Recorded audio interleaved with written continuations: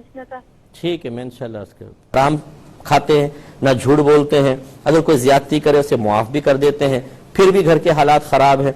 और बाज लोगों को देखा है कि हराम खाते हैं, सब कुछ करते हैं, फिर भी तरक्की करते चले जा रहे हैं। क्या वजह है? बहन, पहली बात तो ये कि ये बताइए, आपने झूठ छोड़ा, आप हराम नहीं खाते, आपने दरगुजर किया इसलिए ताकि दुनियावी तरक्की हो जाए, ताकि मालो मता मिल जाए? अगर इसलिए किया है तो फिर आपने अल्लाह की रजा के लिए नहीं किया, ये फिर रजा इलाही के लिए कोई इबादत नहीं है, तो बिजनेस है कि आपने एक तरीके से इन्वेस्टमेंट कर दी, मुआफ करने की इन्वेस्टमेंट, झूठ ना बोलने की इन्वेस्टमेंट, हराम से बचने की इन्वेस्टमेंट, और आप मुतवक्किल हो गए अब आए प्रॉफिट, तो फिर तो ये बिजनेस हुआ, कोई इसका फायदा नहीं है। अगर आपने अल्लाह तबारक व तआला की रजा के लिए किया तो अल्लाह ताला का कहीं यह वादा नहीं है कि अगर तुम मेरी रजा की खातिर अच्छे अमाल करोगे मैं तुम्हें हर मुश्किल से आसानी दे दूंगा।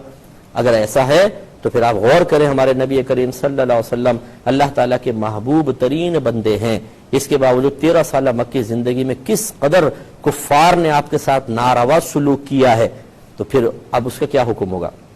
और याद रखें कि अगर कोई गुनाहों के साथ तरक्की कर रहा है तो ये अल्लाह का इनाम नहीं होता, ये गज़ब इलाही की अलामत है कि अल्लाह ताला जब किसी पे गज़बनाक होता है, उसकी कोताहियों और उसकी नाफरमानियों के साथ उसको इतना देता है कि वो मतलब इतना गाफिल हो जाता है, ना तौबा की तरफ आता है, ना वो अपने अमाल की इस्लाह की तरफ आता है, और ऐसे उसको मौत आ जाती है, तो ये तो अल्लाह के गज़ब की अलामत है। इसलिए मेरी प्यारी बहन, ये बिल्कुल ना सोचिए कि हम गुनाहों से बच रहे हैं तो इसका बदला दुनियावी मालो मता की शक्ल में आना चाहिए। नहीं, आप अल्लाह की बारगाह में बहुत ज्यादा मकबूल हैं, इसीलिए आप पर बार बार आजमाइश आ रही हैं। नबी करीम सल्लल्लाहु अलैहि वसल्लम का फरमान ज़ीशान है कि जब अल्लाह ताला किसी कौम को अपना महबूब बनाता है तो उन पर आजमाइशों के दरवाजे खोल देता है।